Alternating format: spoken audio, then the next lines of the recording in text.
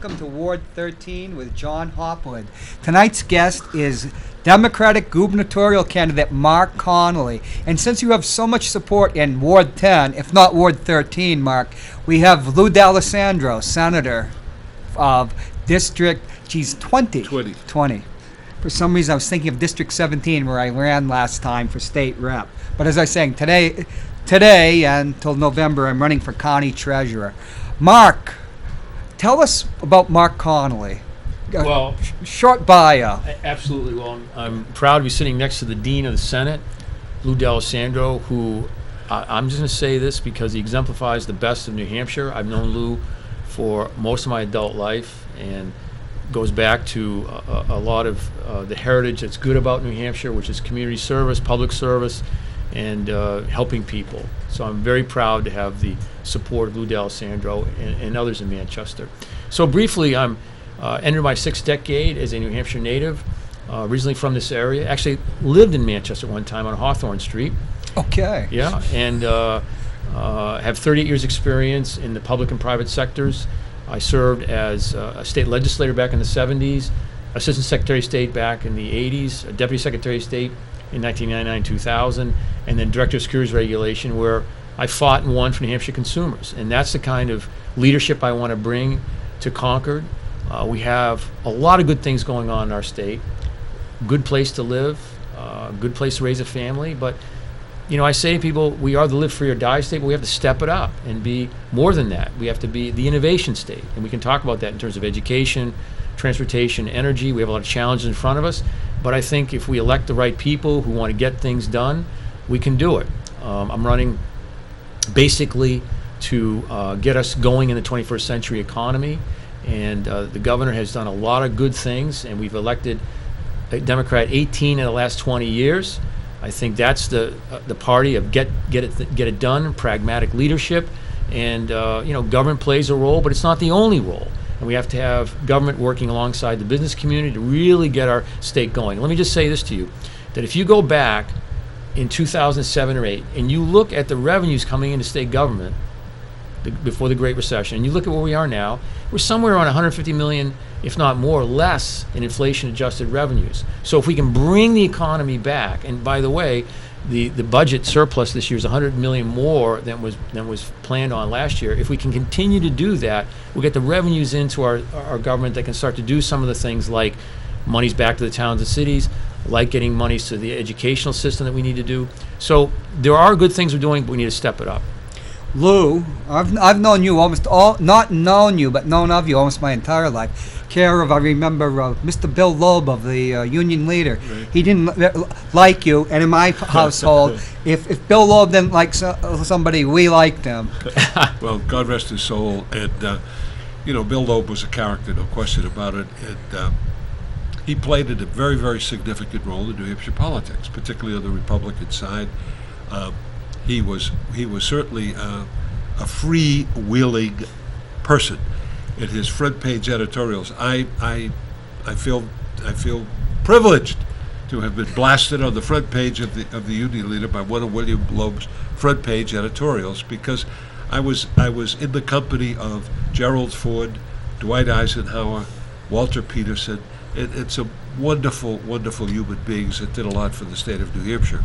But we've got a great candidate here for governor of the state of New Hampshire. He has the experience, he's got the education, but most important, he's got a feeling about what has to be done to keep New Hampshire the great place that it is.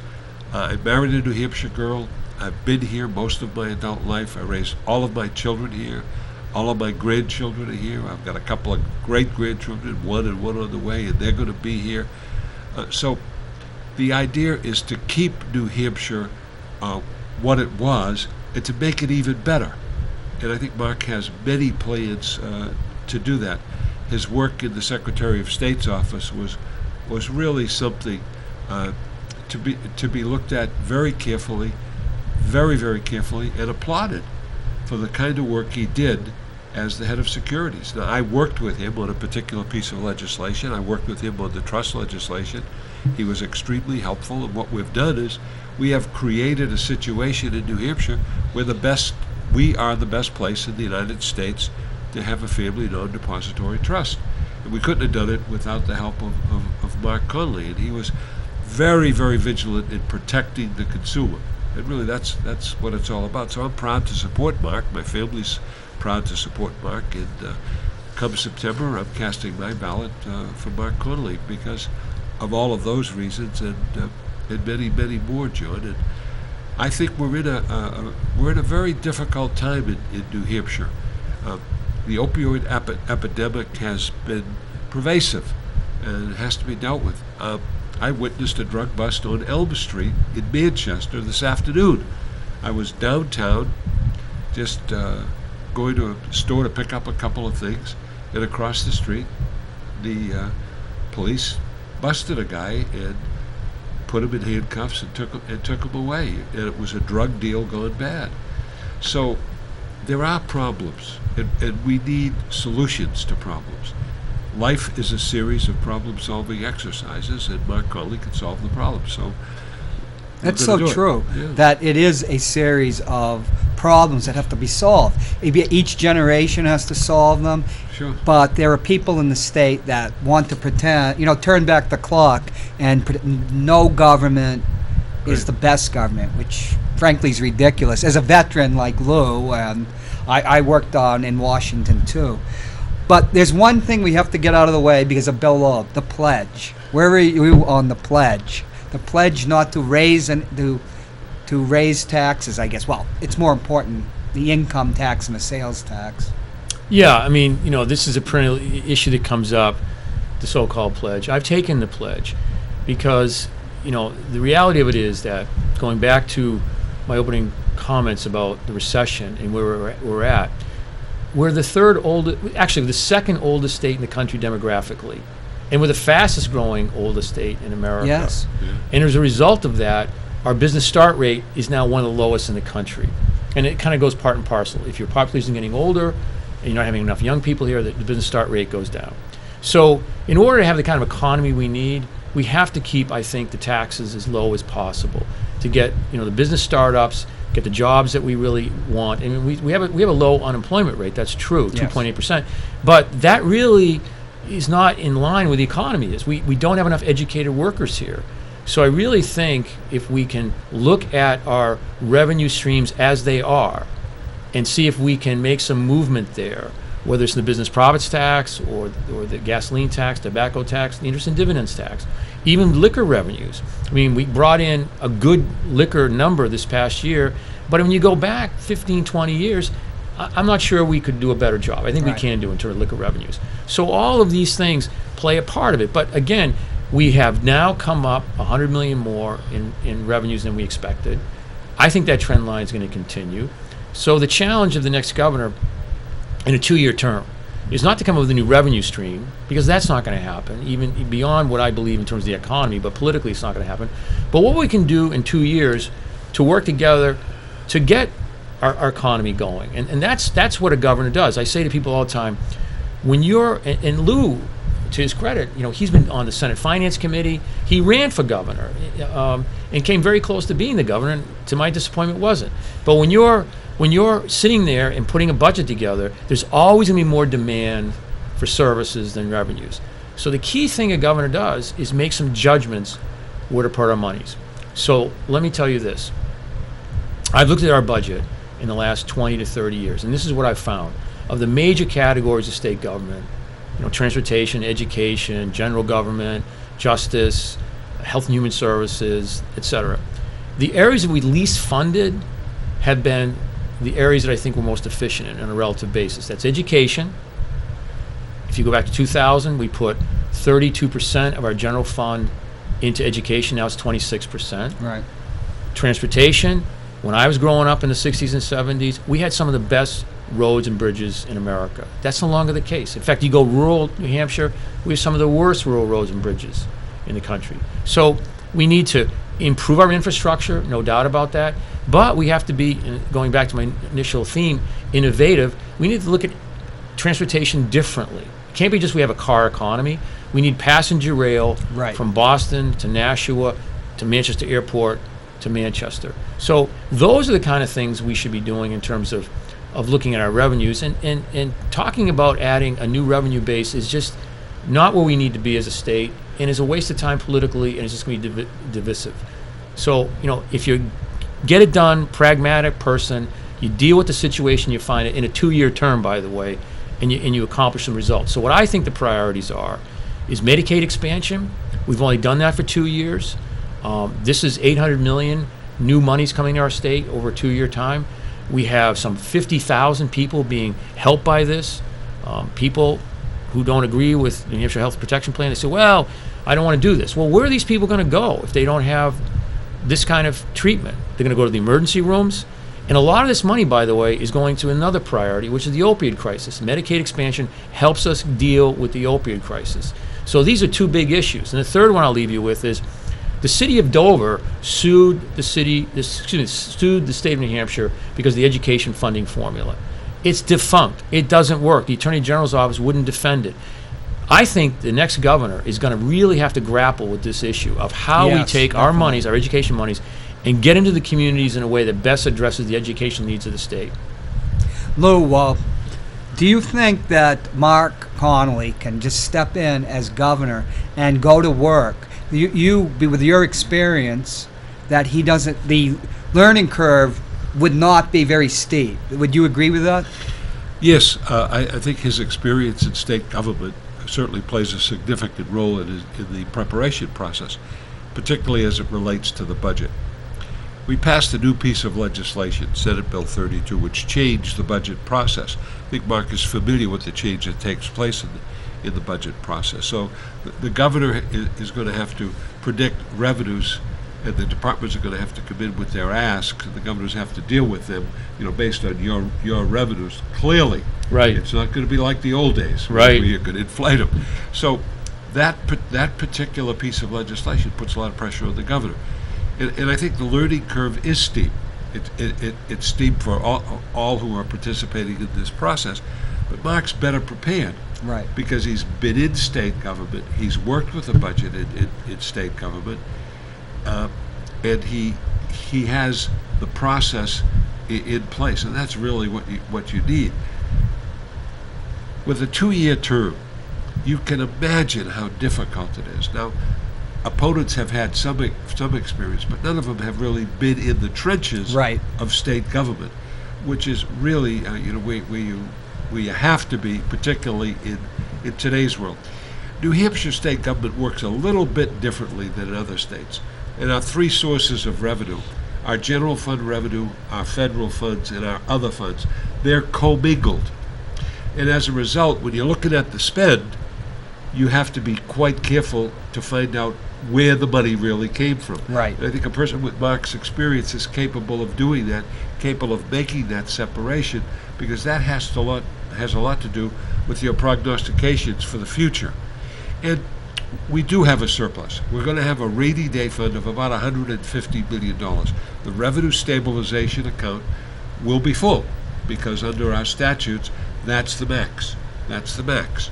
So you don't have to worry about that. You don't have to worry about the rating agency saying, Governor Connolly, what are you doing about the revenue stabilization account? And we're going to lower your bond rating. Well, that isn't going to happen. Our bond rating is solid. And it's solid not only at the state, but it's also solid in DOT as far as our turnpike bonds are concerned. So we're in pretty good shape financially. But Mark will have a key on the spend. And in my opinion, my humble opinion, if you have a handle on the spend, you have a good idea of where you're going to appropriate moving forward. And that's something that really hasn't been done a lot in state government, and we need a person who's capable of doing that. And his work at Securities is a manifestation of that. Brought in lots of money for New Hampshire, won some very, very significant cases that were never done before, not only in the state of New Hampshire, but nationally. His the Tyco suit that he won was a landmark suit. And if you look at Tyco, you can understand why we won that. Yeah. Why we won that suit. That was a bad situation, but Mark dealt with it. The state became the beneficiary of that, but more important, the people became the beneficiary. And that's really what it's all about. You know, I've lived most of my adult life outside of New Hampshire. Always came back to visit. My family lived here, but I lived in Massachusetts, New York, and mostly California. And one thing I know is that businesses, when they're thinking of staying or relocating, they really look to the government and a governor, whether they're going to come here. And I have a friend who's in the rather high up in a major company in Massachusetts, and he told me during the Bill O'Brien regime, if we remember that, 2010, when the Tea Party took over, people do not want to, businesses don't want to deal with that type of uncertainty. So, once again, Lou, but then we'll turn it over to Mark. Isn't it vital to have somebody with experience that when a business, because we do have to attract a 21st century new economy businesses, and unfortunately we're not really doing it right now.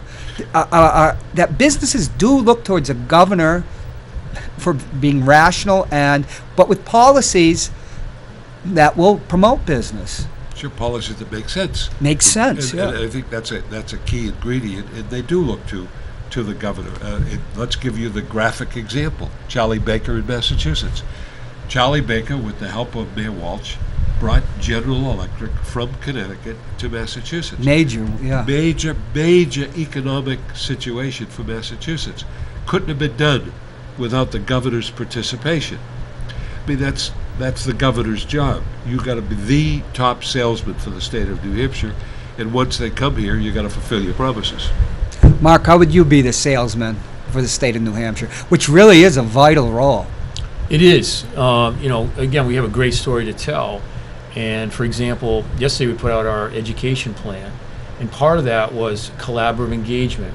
So for example, we all know that our educational system is changing, and I say yes, we no longer compete with other cities, we're competing nationally. In fact, the number one word I use in my campaign is jobs. Those countries, those states, those cities have the best paying jobs, advanced manufacturing, logistics, warehouse jobs, all that kind of stuff. These have a multiplier effect on the economy. So being able to talk to business about the advantages of New Hampshire and talking about, for example, what we're doing creatively in education, which we are, by the way. We have something called competency-based education, which says that kids now are not just going to get credit for time in the seat, they're going to get credit for time in the workforce. So even here in New Hampshire, at Steam Ahead or at West High, we're saying to kids, if you align where the economy is, we're going to try and get you college credit in junior and senior year.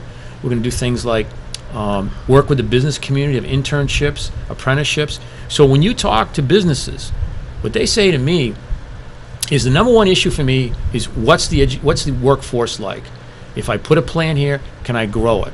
What's that like? So that's why education is key to our future.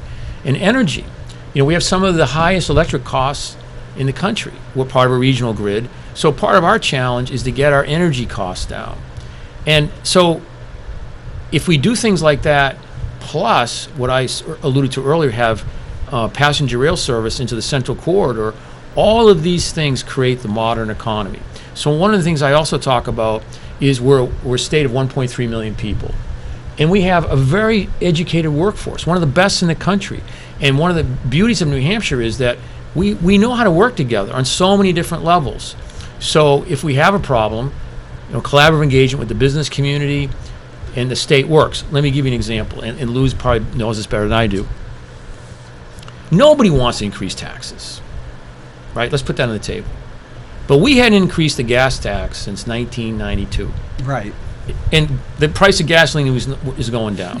So who wants to increase gas taxes? The legislature grappled with it, and it took some courageous people in the legislature, but it also took the business community to weigh in and say, you know what, we really need to do this. Oh, yes, business definitely, like infrastructure, and they push for it. So we did it, and so the point is the business community weighed in. So, for example, they did it there, and I say to Democrats, business isn't the enemy here. They can be part of the New Hampshire solution. And I think that's going to happen with education too. They really want a educated workforce, and there are companies, for example, who are now giving grants to different cities to help get money to teachers. So that's the kind of thing that we really can compete much better than, let's say, a larger state like California. They can't move and be as as quick about these things and adjust to the economy that I think we can. The point is, the days of New Hampshire growing through inward migration is basically over, right? So now we have to convince these 58,000 kids in high school, you have a chance here to have a career, a family, etc. If we can capture that energy, and as Lou was talking about Boston, I mean, think of it this way: Boston is a global economy in and of itself. Yes, it's the seventh most economically dynamic economy in the world, according to the Economist News magazine. And we're Manchester's 1 hour away from it. Yeah. Think about that. Instead of decoupling ourselves from Boston, as we are now, like literally we're at the end of the line in terms of rail transportation, the more we align ourselves to the Boston economy, the better we are. I mean, we have our distinct nature of being New Hampshire people, but certainly we want to align ourselves as closely as possible with southern New England. I think our best days are ahead of us, truly, if we really can start elevating the New Hampshire advantage in the sense of an innovative economy. That's what I think the advantage is. Living in California, people just that commuter rail, when I could live south of San Francisco, and then you just get on that rail and go right up there. You can have a job, or you went to see the Giants, but you don't have to deal with the traffic. It's on time, and it definitely is a backbone of the California economy. Otherwise, they wouldn't be building a super train now, which is going to make the Inland Empire boom. And it's funny about talking about governors, because Jerry Brown was first elected governor with my ex-wife, because it was Cherchez La Femme. That's why I wound up in California. I met my ex-wife in the Army, and we were both in military intelligence. She was 11, and now she's governor again, 53. And we often say that they had to bring Jerry Brown back to save the state. But that's how vital a governor really is. And he had the experience, because California was facing a lot of problems. And, we often think, I still have friends out there, after him, what are they going to do? But it's vital. Yeah, Business is vital. He's a Democrat, right, and he's always a progressive Democrat, but he's very pragmatic towards business, and he probably saved California. Yeah, I mean, let me promote myself just a little bit. Okay. On this one. I served on 2 transition teams in the last 30 years, one for Republican Judd Gregg and one for Democrat John Lynch. And, knowing how government works in a 2-year term is a huge advantage. And I think that distinguishes me from the other candidates. I have legislative experience, executive experience. I ran a state agency. I've helped run divisions of companies. So I think that kind of perspective, we learned several years ago. We elected a person who was a business person who didn't have business experience. I'm talking about Craig Benson. That obviously didn't go as well as we would have liked in terms of our governor. So having somebody like a John Lynch, if you will, or Maggie Hassan, that understands government but also understands the importance of business, and that's kind of my background. I've worked for Chubb Life in Concord for over a decade. I've worked for a company in Boston. I've worked here in Manchester for companies. And I have my own company now. So I think having the understanding of what businesses want and expect, and then be able to define that in terms of our government environment, I think gives me an advantage in this election. Lou, I can't leave without you saying a word about education, particularly higher education, and how vital that is to the new economy.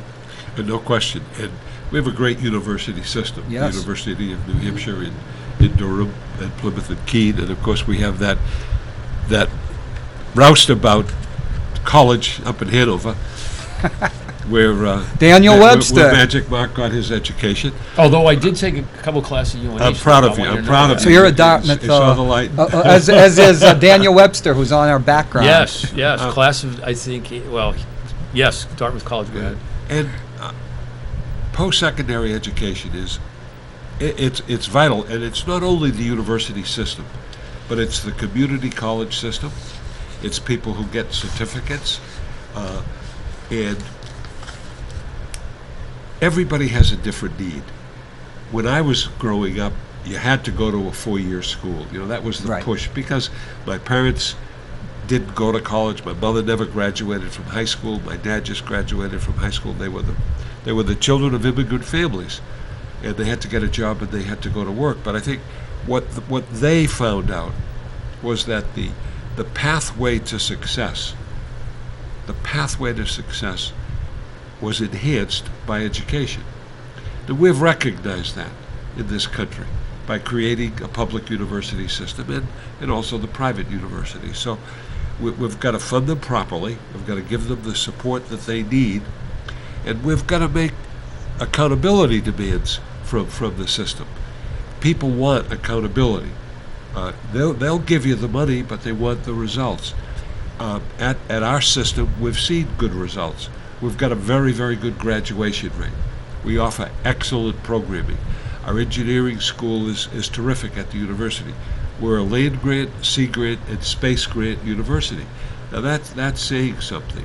Community college system is doing a good job. And we have to think positively about our contributions to education. And I think Mark is familiar with it, having dealt with them, and will do what has to be done to keep this thing going. We want every kid to at least have an opportunity. Doesn't mean they have to go, but have an opportunity and be prepared.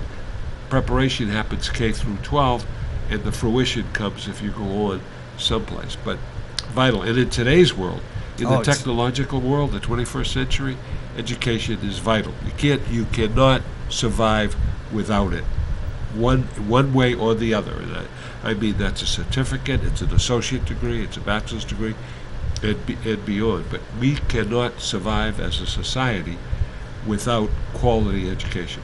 I'd say that it's more vital than ever funding the public university system, particularly community colleges, because even if you have a bachelor's degree or a master's degree in the 21st century economy, everything changes so rapidly. Yes. You have to go back and take courses. Yes. And one of the advantages of California when I was there in the 90s and the early part of the millennium was you could go to a community college, which would have very good teachers, and you could keep up and current. And that is vital. No question. And you know, at the secondary level, and this is where Mark's education plan plays a vital role. K through 12, and the kind of courses that are offered. And what we used to have vocational technical education. Right. We eliminated that, and now we put appendages onto our schools. We have a wing. And Andrea Scranton, God rest her soul, from Keene was really the author of that situation. But investing on the technical side, that's where the state plays a key role through the Department of Education. You know, we have a rotation situation where one comes up, another one comes up, and so forth, so we want to spread it across the state. But the demands on that sector of the economy is enormous. Kids understand that training is very important in the job market, and industry understands how important that training is.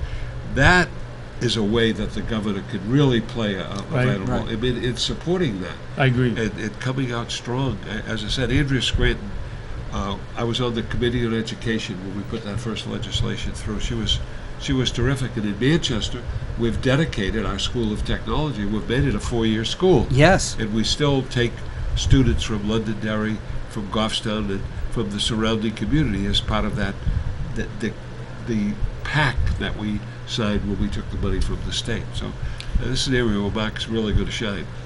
I want to say, first of all, I'm not just being, praising you, but what you just said about higher education was well put and defined. That was really well done. And there's a couple things Lou said that, a lot of people go by. Andrea Scranton.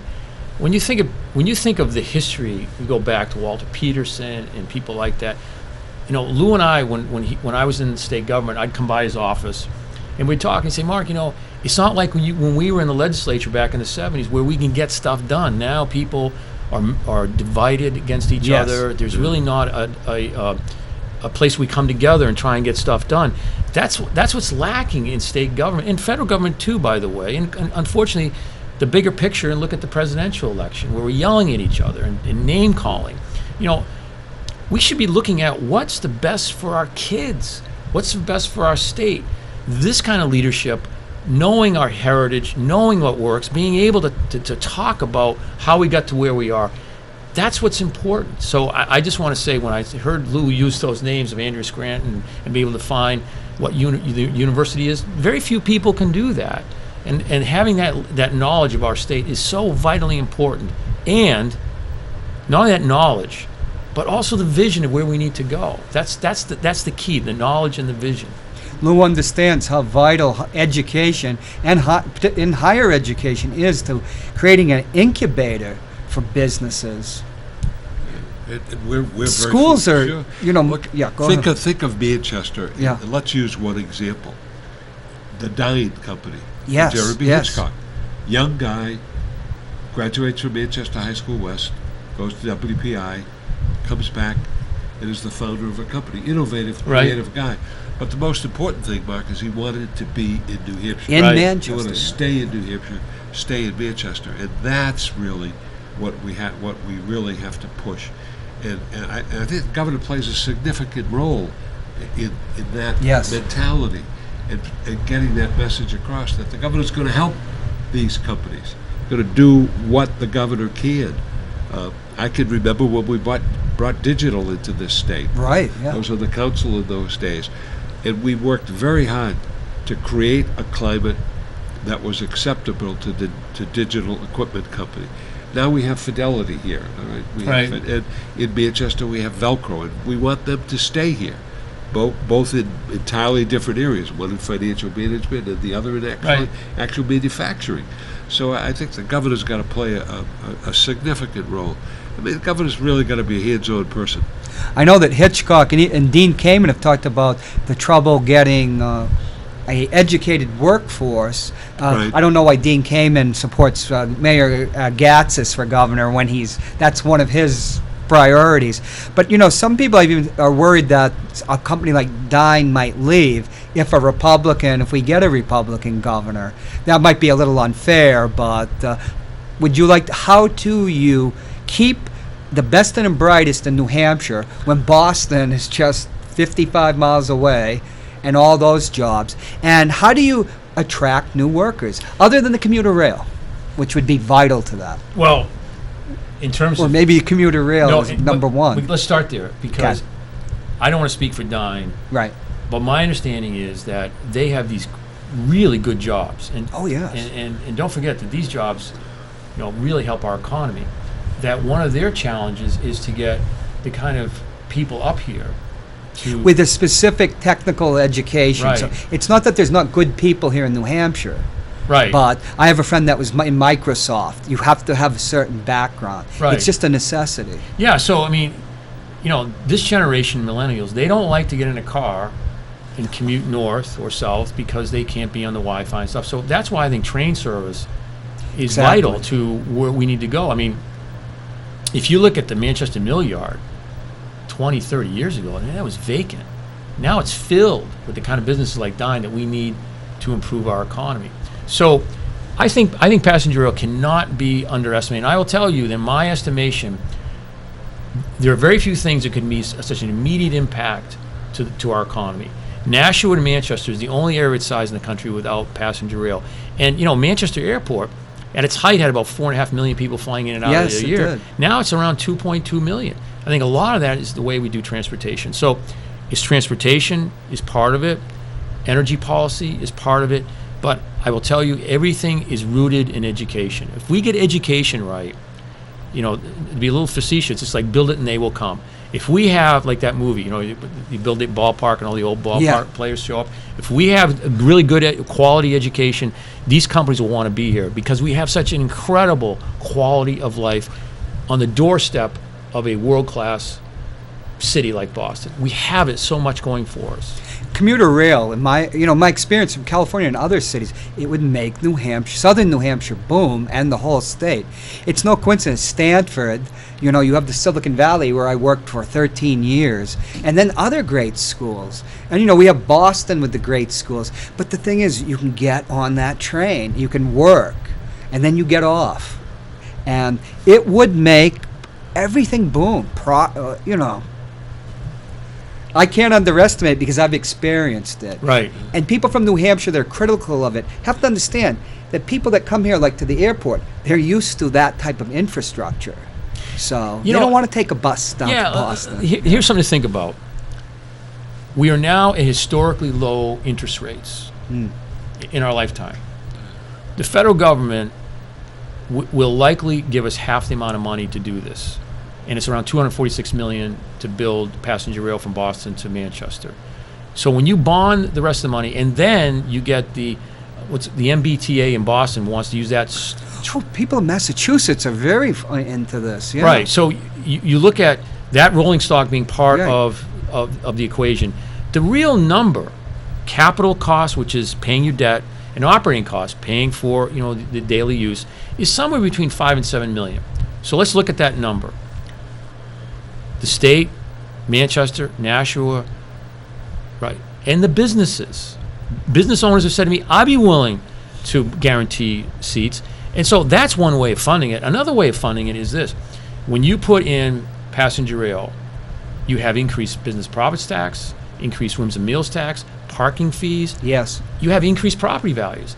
There's ways to measure and capture that money and use that money to pay off the capital and operating budget of passenger rail. And then you will be back and you see that it's estimated we'll have 5,700 permanent jobs. Housing values will go up. That everybody will benefit from that. So when people yes. say I'm not in favor, like I think most of the Republican gubernatorial candidates have said, I think that thinking is not what we need to have to keep the dines here, to keep the kind of innovation we have here. And the monies really is not huge and some big subsidy as some would have you believe. Right, there's one candidate for governor that talks about his business experience, but anybody that has a business, you have to invest in a business, or it just won't grow. It doesn't just happen by a miracle or an older brother or whatever. Right. You actually have to invest. Right. I walked, in 2014, a Wall Street Journal writer wanted somebody to go knocking on doors because she'd never seen it before. So I took her over into Ward 10, but I took her to Granite Square where my father was from Litchfield, but the family depression came up here. I was there, and we were looking at some of the houses had been recently redone, and she thought, first of all, she was under the mistaken impression that we had a rail, and she thought this gentrification was going on, and I had to explain to her that wasn't. And this is a conservative writer, but she was incredulous. She couldn't believe it, that there wasn't a rail here, because anybody understands the great opportunity here. It would be amazing. What happened to Seattle with the Silicon Valley? Seattle became Silicon Valley North, and then Portland, Oregon became like Seattle, Silicon Valley, north, the south of it. We could have a booming economy. If you go back, and Lou knows this, if you go back to 1990, the early 90s, Manchester, if you walk downtown, it was a ghost town. Right. And we had all banks going out because of the economy back Right, I then. remember that. They were all seized at one point, all the major banks. Now, and this mill yard was vacant. Now, move ahead. Where are we? We have a downtown life now. We have a ballpark. We have the Verizon Center. Right. We have all the mill yard filled up. We have, dining downtown now, even dining on the sidewalk. Right. And so Manchester is the largest city north of Boston in New England. This place is starting to really take off. And I don't want to be partisan, but in the context of running for governor, this city, in my judgment, needs new leadership. Because if this city could be the kind of city that you're talking about, we Yes. has all the ingredients there. We're close to the mountains, we're close to the seashore, we're close to Boston. We have Manchester University downtown. We have the beautiful mill yard. You connect all of that with passenger rail to the airport, and you get the right leadership in here. The best days in Manchester are ahead of us. Right, and you wouldn't need to break the pledge. You really wouldn't. No. But I'm just saying, from a perspective of being out of state for 38 years and have lots of friends and that, they look at the place. It should be booming, and it's strong and robust. But there's another element needed to strong leadership for that. And unfortunately, the Republicans aren't going to bring that to us. I'm being strongly Well, partisan I because think it's my show. I think the city had a good candidate for mayor this time around, Oh, an Joyce excellent Craig. candidate. And hopefully, if Mr. Mayor Gatzis is not successful in his quest for the governorship, and if I'm part of that, I will make sure that doesn't happen with my vision of the state. But I think it's time for a new mayor for our city. Not to in any way be diminishing Mr. Gatzis, but I just think it's time for new leadership in Manchester. We'll leave up the diminishment of Gatzis to me on next week's show. We have a caller now. Hopefully, we seldom have callers because, as one of my fans told me, we don't have them anymore. Caller, call back. People are watching the news. That was one of my most faithful fans. Maybe they're too. watching the Olympics. That too. But what about health care, Medicare, Medicaid expansion? Yeah, you mentioned earlier that businesses like stability. Yes, they do. So, Mark, we'll get the caller. oh, okay. Now they're Peter, do you know? Where are they? I'm hitting on Say and hello, off. he's there. Hello, are you there? Hello. Hi, welcome to Ward 13. Hi, John. Hi, John. How are you? This is Jim. How are you doing? And, it's Jim O'Connell. Hi to your guests. You were singing my song there, talking about rail, etc. But I want to go back to education. I heard Mr. Connolly say that that education was key. Now, as we all know, Mayor Gatzis, who's running for governor, has overseen I think it would be maybe too harsh to say destruction of the public school system in Manchester, but he has approached that by, and we've seen all the surrounding towns in Greater Manchester leave because they don't want to put up with what's going on. So we have the most serious problem facing Manchester today is the fact that we have an underfunded education system, and I'd like to know what your guests would actually do to see that Manchester school system was properly funded. Thank you. Thank you, Jim. Oh, that's a good question. So, let's divide education into, three components. You have early childhood education, kindergarten, if you will, and then you have K through 12, and then post-secondary education. So let's look at K through 12. As I mentioned earlier, we have a situation where the school funding formula doesn't work. We put about $1.4 billion into education as a state every year, and about $950 million of that is in the Education Trust Fund. Now, under Governor Lynch, we try to come up with a system to put targeted aid to the communities that need it. And that would be, in my opinion, communities that are economically disadvantaged. Because if you don't get the kids early, Oh, yes. they don't move. They don't move, and it's been well documented by John them. Silber at BU, I think they took over one of the local school systems. I think the cutoff is about the 4th grade. You have to have the early intervention. Right. So we need targeted aid, and we need to have ways to measure that, whether it's English as a second language or, in Manchester, almost over 50% of the kids are getting a hot meal at lunch. Yes. Almost 25% of the kids in this city are living below the federal poverty wage. 40% of the kids in the city are living in a one-parent household. So, look at Manchester in terms of education and getting the monies here. Now, again, there's just so much money to go around. You need to target it where it's most needed, and I think it should go to those areas that are growing, that have the kind of school systems that needs the targeted aid. Second part of that is we have not done school building aid in about 7 or 8 years. Now, what is school building aid? That says if a community is going to build a new school, or they're actually going to maintain what they have. Yes. We as a state now don't have any school building aid. And what we've done is made this a separate and distinct area of funding. I'm suggesting we make school building aid part of the education funding formula. And I think, and I'm pretty sure I'm the only candidate saying these two things, but now the unique part of it is, if you look at education today, a key component is teaching. You have to have teachers who want to do this, and it's so complicated today. You ask any teacher the amount of reports they have to do, the testing, etc.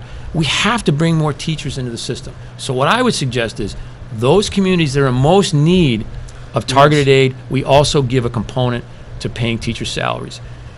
If we can do that, and that's going to be a negotiated settlement, I believe, with the legislature and make sure the communities that get it, I'm willing to do it. And where Governor Lynch, I think, drew up short was he was dealing with a legislature that wanted to remove the court system entirely. Yes. You know, you can't pick and choose the levels of government. The courts play a role in it. So if you get someone like Bill O'Brien, who's running the legislature, we don't then take a formula and rejigger it to some ideological vision of our state. And then, to your other question, if you start doing that, then businesses don't have confidence in the stability of the state. So to go to maybe tie education with your other question, Medicaid. Yes. If you fund Medicaid haphazardly, which now one of the big deals is we now have to say in 2017, are Right. we going to fully fund it? We got to do it. So go back to some of the priorities I have as governor. Fully fund Medicaid expansion, make it permanent, come up with an educational formula that makes sense. And the third thing, which we haven't talked about tonight, is the opioid crisis. Yes. We really have to get monies to this area, and I know Manchester is ground zero, as Lou was talking about earlier, of a lot of problems. That's true. I'd just like to say something about health care and health insurance. We only got about 10 more minutes. A business, actually, when the government is helping rationalize health insurance market, that helps business. One of the things what governor, I think, can do is when it comes to helping, that's not employees, but businesses deal with the health insurance market, to have a rational market. Healthcare costs are so large, and they're such a part of business expenses. We often think of it just as from the employee's point of view, because we're so numerous, the employees.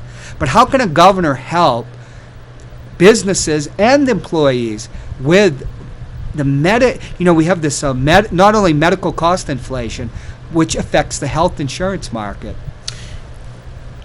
The most important thing a governor does is to provide a safe environment, a fair environment. So, for example, as you winnow down the amount of health insurance companies, that doesn't create the kind of competition Right. that brings rates down. So right now, some of the biggest companies are now going to merge, and that will substantially impact our health marketplace here. Anthem and Cigna, they want to merge. What a governor can do is what we should be doing, and we're doing now, oppose it. Yes. We should oppose the kind of concentration of markets that hurt our consumers.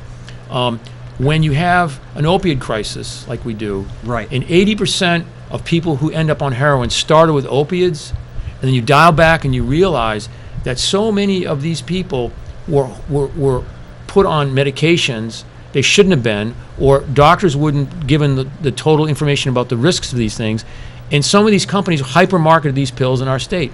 We should go after these companies. And I was a securities regulator, and even though I'm very pro-business, we have to have companies that do the right thing by our state. Yes. And so whether it's the opioid crisis, whether it's Medicaid expansion, healthcare, we need to do all we can to make sure it's fair and not concentrated power.